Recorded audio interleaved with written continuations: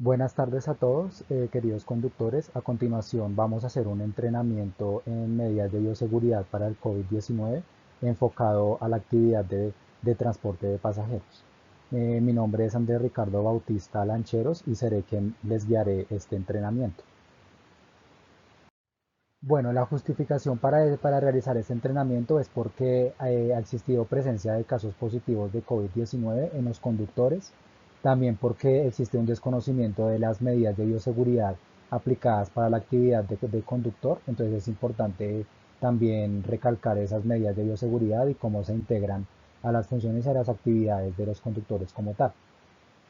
Otra de las razones es porque existe mayor riesgo de contagio por el contacto que tiene el personal médico, bien sea con pacientes que puedan ser positivos para COVID o con alguna otra enfermedad, entonces existe un mayor riesgo de contagio. Otra de las razones es porque en la identificación de peligros y valoración de riesgos, el contagio por COVID-19 para los conductores dio un nivel de riesgo muy alto, entonces como tal se requiere una intervención inmediata de este peligro y se requiere pues mayor capacitación y entrenamiento para que ustedes como conductores puedan afrontar y puedan evitar este contagio. Otra de las razones es porque existe un desconocimiento de los protocolos a la hora de reportar los síntomas que se puedan presentar de COVID y el COVID como accidente de trabajo. Y la última razón es porque ustedes como tal sugirieron realizarse capacitación y entrenamiento en medidas de bioseguridad enfocado específicamente a las actividades que ustedes desarrollan. Entonces, bajo estas razones se realiza este entrenamiento. El objetivo de este entrenamiento es reducir el contagio por COVID-19 en los conductores de la empresa Geslock SAS que realizan un transporte de personal médico mediante la aplicación de las medidas de bioseguridad, manejo de elementos de protección personal, reporte de accidentes y contagios. ¿Qué es bioseguridad y COVID-19? La bioseguridad son todas aquellas prácticas que todos tenemos que aplicar e interiorizar todos los días con la intención de poder reducir al máximo el contacto con agentes biológicos. ¿Esto qué quiere decir? El contacto con virus, bacterias, hongos, parásitos que puedan afectar como tal nuestra salud. Y que ya se sabe que el contacto con este tipo de agentes biológicos puede causar en los trabajadores enfermedades y perturbaciones físicas y funcionales con el contacto a estos microorganismos. Y esto no excluye al COVID-19. El COVID-19 es una enfermedad causada por el nuevo coronavirus llamado SARS-CoV-2, el cual nunca se había visto antes en los seres humanos y se detectó por primera vez en la ciudad de Wuhan, en China, a finales del año 2019. Debido a esto, la enfermedad cobra el nombre de COVID-19. También es importante reconocer las vías de acceso de los contaminantes biológicos. Estas vías pueden ser dérmica, digestiva, ocular o mucosa y respiratoria. Para el caso del COVID-19, el contagio se puede dar por tres vías de acceso. La primera y la más relevante es la vía respiratoria, debido a que el virus SARS es de la familia meramente respiratoria y se puede dar el contagio por la inhalación de partículas. En segunda instancia, sigue la vía ocular o mucosa que hace referencia al contagio por la nariz y por los ojos. Y el contacto se puede dar de manera directa o indirecta o de manera secundaria. La tercera vía de acceso es digestiva debido a que se pueden consumir alimentos contaminados o en mal estado, lo cual puede favorecer y también de que últimamente se han encontrado hallazgos de contagio por el COVID-19 por la vía fecal oral. Y por último, la vía dérmica que no cobra mayor importancia o no es de las más relevantes vías de acceso para el contagio por el COVID-19. Listo. Hay que tener en cuenta un procedimiento de trabajo seguro para el tipo de transporte especial, que es el que se relaciona en la resolución 6677 de 2020 en los protocolos de bioseguridad para el sector transporte. Es importante reconocer que este tipo de servicio es de pasajeros individual y se realiza un transporte especial. Listo, es importante tener en cuenta las fases para este procedimiento de trabajo seguro. La primera fase es antes de la operación. Antes de la operación, el conductor debe tener en cuenta la limpieza de las superficies de contacto más frecuentes, que son las que se relacionan con la actividad del transporte como tal. Entonces, estas vías de superficie pueden ser el manubrio, la palanca de cambios, la hebilla de los cinturones, el tablero, las manijas de las puertas y el contacto con las sillas como tal. Estas son las vías de superficie o las superficies de contacto más frecuentes que debe tener en cuenta el conductor a la hora de desinfectar y limpiar. Otra de las recomendaciones como medida preventiva es realizar una inspección previa del vehículo, pues para asesorarse de que el vehículo está en óptimas condiciones para su circulación y para su operación. Y estos hallazgos deben registrarse en el formato de inspección de vehículos diseñado para tal fin. Otra de las recomendaciones que se realiza es mantener las puertas del vehículo abiertas antes de la operación y antes de subirse el conductor al vehículo. Esto con la intención de facilitar la ventilación natural y que se puedan remover o se puedan dispersar esas partículas contagiosas que puedan estar en el ambiente. Es importante generar y propiciar esta ventilación. Listo. La segunda fase es recogida del personal en la base. Aquí ustedes tienen que tener en cuenta que debe existir el uso obligatorio del tapabocas, bien sea del conductor y del pasajero. Ambos obligatoriamente deben utilizar el tapabocas y lo deben usar de manera correcta. Otra de las recomendaciones que se hace en la resolución 677 de 2020 es que el pasajero debe acceder por la parte trasera del vehículo con la intención de poder respetar esta regla del no contacto estrecho para que pueda existir una distancia prudente entre el conductor y el pasajero, o en este caso el personal médico, que es el que viaja con ustedes. Entonces es importante recomendarle que se suba o aborde el vehículo por la parte trasera para poder evitar violar esta norma del contacto estrecho. Y por último, cuando se tiene contacto con alguna superficie o con algún elemento o con algo que se requiera para la función o la operación o el apoyo de los conductores, es importante desinfectar periódicamente las superficies y también la desinfección de manos. Es importante desinfectarse las manos para poder evitar algún contagio por esta vía. Listo, la tercera fase es durante la jornada y apoyo al personal médico. Aquí es importante tener en cuenta la desinfección de los elementos que utiliza el conductor para apoyar al personal médico en las funciones que tiene que realizar. En este caso, en los contenedores o en los recipientes para riesgo biológico, aquí se recomienda que los conductores no tengan acceso directo a los residuos peligrosos que genere como tal el personal médico, debido a que no está capacitado y autorizado para poder hacer esta acción. Es importante que ese apoyo se realice más que todo para propiciarle al personal médico la manera correcta o adecuada para poder depositar estos residuos peligrosos. Es importante desinfectar con alcohol el 70% y con un trapo limpio, con una toalla limpia y seca, las superficies en las cuales se tiene pues contacto y manipulación de ellos. Entonces, bien sea el recipiente donde se desechan los residuos peligrosos, el guardián de bioseguridad, y también estos se deben desinfectar por la parte externa con alcohol y con una toalla. Es importante realizar esto después de cada servicio, teniendo en cuenta también los elementos de protección personal que más adelante les explicaré cómo se deben utilizar y cómo se deben desinfectar. ¿Qué otro aspecto se debe tener en cuenta durante la jornada? El tema de los síntomas y del contagio. Cuando el pasajero, en este caso el personal o el conductor, presente síntomas de COVID, lo primero que debe realizar es reportarlo inmediatamente a la empresa para poder manifestar los síntomas que esté presentando. Bien sea si es para el conductor, que es lo que se recomienda, y automáticamente debe suspenderse la operación del transporte, y la empresa como tal debe gestionar la parte logística para que se pueda dar continuidad a este servicio. Si es el pasajero, esto también lo hablaremos más adelante, si es el pasajero el que presenta los síntomas, el conductor le debe recomendar comunicarse con su EPS inmediatamente, autoaislarse a más de 2 metros de otras personas inmediatamente y esperar a que pueda realizarse la prueba de COVID y conocer su resultado. Pero lo que se recomienda es el autoaislamiento y también hacer una lista de contactos con los cuales haya tenido la persona los últimos 15 días y hacer ese reporte a la EPS.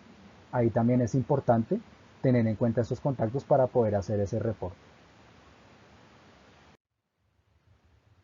Bueno, después de cada servicio es importante, como mencionaba, desinfectar las superficies de contacto más frecuentes, las que ya mencioné. Ahí como se puede observar acá, el manubrio, la palanca de cambios, las manijas de las puertas como tal, desinfectar las sillas y el tablero. Esas son las superficies de contacto que el conductor debe limpiar y desinfectar después de cada servicio. Es importante tenerlo en cuenta y tenerlo presente para poder evitar algún contagio por esta vía.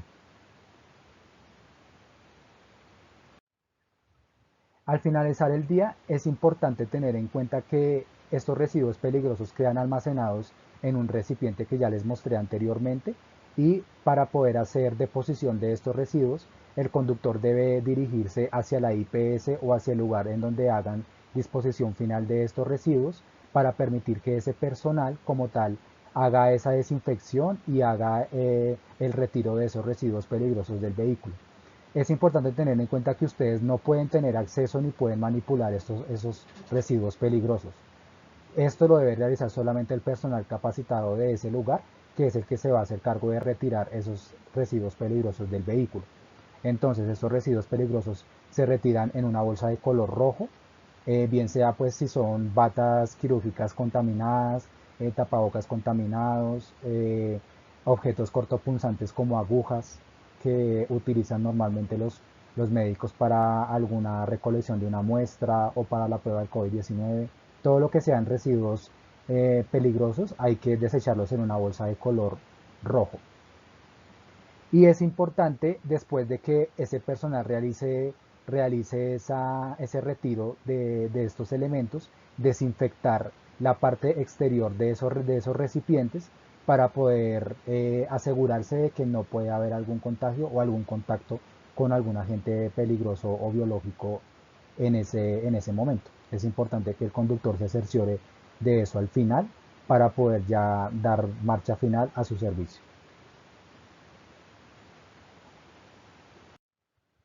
Bueno, otro aspecto que también es muy importante es el tema de la desinfección de los elementos de protección personal, que ya se los voy a explicar, y también el lavado de manos. Se recomienda que el lavado de manos se haga cada 3 horas y si no es posible por el tema de que pues el conductor está todo el tiempo por fuera manejando, conduciendo y no tiene acceso a un lavamanos y a jabón como tal para lavarse las manos, es importante desinfectarse las manos con gel antibacterial. Bueno, entonces les voy a explicar el procedimiento de lavado de manos. Entonces, lo primero y lo más importante es mojarse muy bien las manos para poder asegurarse de que después cuando se aplique el jabón exista, o sea, toda la superficie de las manos esté húmeda. Lo primero que se debe hacer es frotar palmas contra palmas. Luego se debe entrecruzar palma de la mano con dorso de la mano contraria y realizar como un barrido hacia afuera para poder desinfectar entre los dedos. Y esto se debe hacer con las dos manos.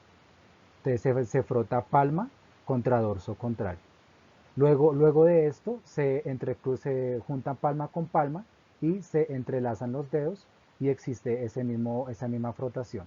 Se deben frotar también de adentro hacia afuera. Esto es importante hacerlo también. Después de este paso es importante limpiar el dorso de los dedos y para esto se deben apoyar el nudillo de los dedos en la base de la palma contraria y se debe realizar una frotación para poder desinfectar esta parte y viceversa. primero con la mano derecha y luego con la mano izquierda para poder desinfectar el dorso de los dedos de ambas manos. Y posteriormente se debe desinfectar el pulgar, se debe limpiar el pulgar. Entonces para esto se debe colocar la mano de esta manera y se debe atrapar el pulgar de esta manera y se realizan movimientos circulares o de rotación para poder desinfectar los pulgares. Esto con las dos manos. Y por último se debe colocar la punta de los dedos y las uñas en la palma contraria y realizar movimientos circulares en ella para poder también desinfectar las uñas y las puntas de los dedos. Y esto se realiza con las dos manos. Posteriormente a esto se debe enjuagar las manos muy bien con agua para eliminar todos los residuos de jabón que puedan haber en las manos después del lavado de manos y posteriormente secarse las manos con una toalla desechable o con una toalla de tela pero que esté limpia. Y por último, pues ya como tal secarse bien y cerrar el grifo del agua. Es importante tener en cuenta eso al momento de lavarse las manos.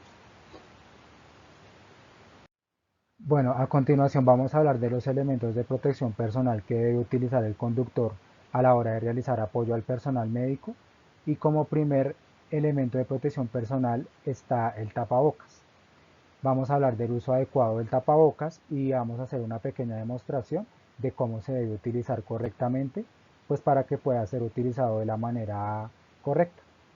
Entonces, bueno, lo primero es lavarnos las manos. Importante tener en cuenta el procedimiento de lavado de manos para poder asegurar que no vamos a contaminar el tapabocas al momento de tocarlo.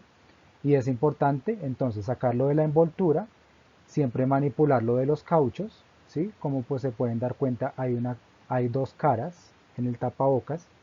Es importante que la cara de color azul, que es donde se ven los pliegues, vaya en la parte externa, es la que va a tener contacto con la parte externa de, del ambiente como tal. Entonces para manipularlo es importante cogerlo de los cauchos, ¿sí? Lo colocamos y es importante de la parte inferior jalarlo completamente, extenderlo para que pueda ajustarse completamente a la cara. Es importante tener en cuenta esto para que el tapabocas realice la protección correcta y la protección adecuada.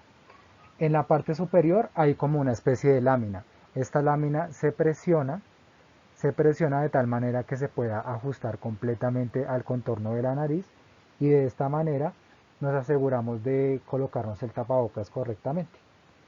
Eh, Otra cosa que es importante es no tocarse la cara en ningún momento, ni tocarme los ojos, ni tocar el tapabocas, porque esto va a permitir una mayor contaminación del elemento de protección personal y va a perder su, su efecto protector. Entonces es importante no tocarse la cara y no manipular el tapabocas de ninguna manera.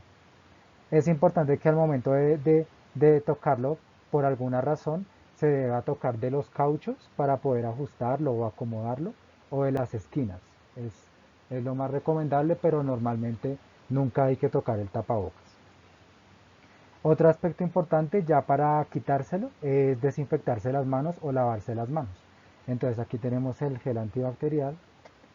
Entonces vamos a aplicar gel antibacterial y procedemos a desinfectarnos las manos para podernos quitar el tapabocas. Entonces es importante realizar este paso para poder retirarnos el tapabocas y así hacerlo de la manera correcta y segura. ¿Cómo se debe retirar el tapabocas? Hay que retirárselo de los cauchos. Es importante cogerlo de los cauchos, quitarlo y de esta manera hay que desecharlo en una caneca de color rojo, la cual es destinada para residuos peligrosos, ya que la mascarilla cuando ya está en uso es considerada un elemento o un residuo peligroso. Entonces es importante desecharla en una caneca de color rojo que está destinada pues para tal fin y para poder dar el uso final de estos elementos. Cuando el tapabocas es de tela, es importante retirárselo de los cauchos, colocarlo en remojo con agua tibia y jabón, pues para que se pueda desinfectar y después de un tiempo es importante lavarlo como si estuviéramos lavando una prenda común y corriente de tela, y se pone a secar el tapabocas, y cuando ya no se quiera utilizar o se quiera guardar, es importante guardarlo en una bolsa de papel o una bolsa de plástico para evitar que el tapabocas se contamine con las partículas del exterior que lo puedan como tal contaminar. Este paso es importante hacerlo porque va a asegurar que el tapabocas no se contamine y asimismo se almacena de una manera segura. Entonces es importante siempre, al no usarlo, guardarlo en una bolsa plástica o de papel para asegurar esa protección del elemento de protección personal. Bueno, ¿qué no se debe hacer cuando se utiliza el tapabocas o el uso inadecuado? Es importante no utilizar tapabocas que estén deteriorados, que estén sucios, que estén en mal estado, porque pues esto va a generar un contacto con esos agentes biológicos que ya hemos hablado, con esas partículas, y podríamos facilitar ahí el contacto. Es importante no utilizar tapabocas que quede suelto por los lados. El tapabocas debe como tal amoldarse al contorno de la cara sin permitir que quede muy suelto. Nunca se debe utilizar un tapabocas suelto porque esto permite que por la parte externa puedan entrar esas partículas. Otro de los usos incorrectos que se hace es utilizar el tapabocas de esta manera. Nunca se debe utilizar el tapabocas dejando la nariz descubierta.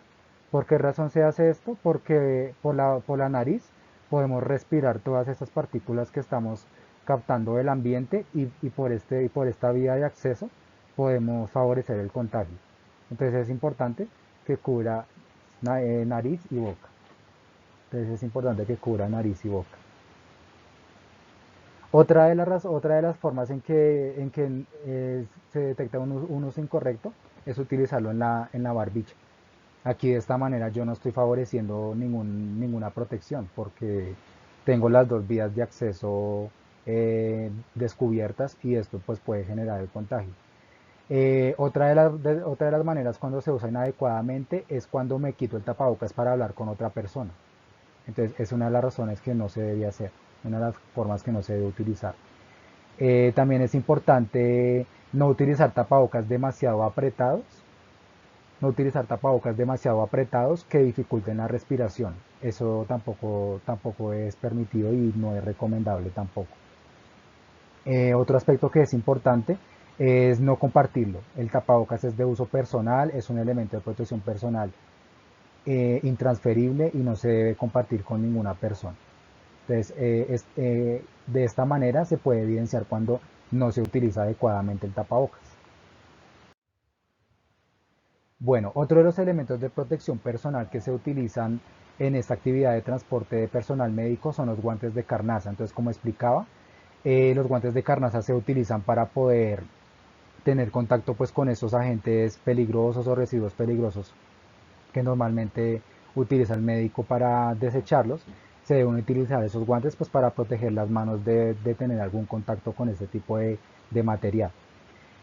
Bueno, para poder desinfectarlo es necesario, después de cada servicio realizado, es importante coger un spray con alcohol, rociarlo, pues sin humedecerlo excesivamente, y permitir en el vehículo un espacio donde se pueda favorecer la ventilación de los guantes para que se puedan secar. Ya después de secos los guantes se pueden volver a utilizar, pero es importante favorecer en el vehículo esa ventilación de estos elementos para que se pueda absorber completamente el alcohol.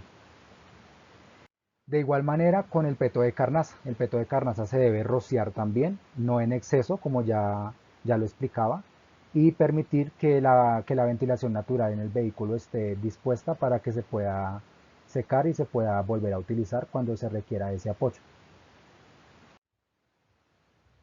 Listo.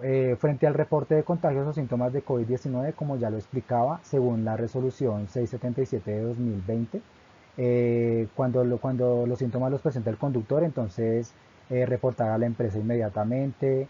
La empresa como tal suspende la operación de ese vehículo y soluciona la parte logística para dar continuidad al servicio. Y también pues el conductor pues debe comunicarse con su EPS pues para poder reportar los síntomas y para que pueda como tal realizar el seguimiento que se debe realizar para este caso. Y cuando es del pasajero, igual, entonces se debe reportar a la EPS, también mantener el distanciamiento y el aislamiento preventivo y también realizar una lista de contactos de los últimos 15 días para poder conocer con qué otras personas ha tenido contacto esa persona y poder hacer seguimiento a esa cadena de contacto. Bueno, ¿cuándo se puede reportar el contagio por COVID como accidente laboral? Es importante que el conductor haga el debido proceso de hacer el reporte a la empresa. Como tal, el conductor por sí mismo debe llamar y contactarse con la EPS pues para poder solicitar la prueba, para que le puedan hacer la prueba. Y si esta prueba sale positiva, la empresa como tal reporta el contagio a la ARL como accidente de trabajo. Por, de lo contrario, pues si el resultado es negativo, pues la empresa como tal no realiza reporte a la ARL como accidente de trabajo porque pues está descartado el contagio del COVID como enfermedad, como accidente laboral. Y para este caso, pues se debe seguir las recomendaciones del médico en cuestiones de incapacidad, cuando el tema es por una gripa o por algún otro tipo de virus contagioso que no tenga nada que ver con el COVID. Entonces es importante recuperarse, tomar los días de incapacidad para después poder volver a retomar la operación. Eso es lo que normalmente se recomienda. A continuación, se les va a entregar un formato de evaluación del entrenamiento, el cual va a ser diligenciado mediante un enlace de Google Forms para que ustedes lo puedan diligenciar después de realizado el entrenamiento, después de que puedan visualizar el video. La idea es que ustedes puedan ahí llenar sus datos personales, también puedan evaluar al entrenador frente a los aspectos de los contenidos utilizados, los recursos utilizados, el manejo y dominio del tema y frente a otros aspectos que son de relevancia para futuros procesos de capacitación y de entrenamiento. Entonces es importante que ustedes diligencien correctamente la información y hagan la evaluación respectiva, bien sea excelente, bueno, regular o deficiente, de acuerdo a su apreciación. En la segunda parte del formato ustedes encontrarán preguntas específicas de acuerdo a los temas que se manejaron en este entrenamiento. Entonces la idea es que ustedes contesten también estas preguntas que forman parte del formato como tal de evaluación y asimismo pues se pueden medir los conocimientos como tal que ustedes han adquirido a lo largo de esta actividad.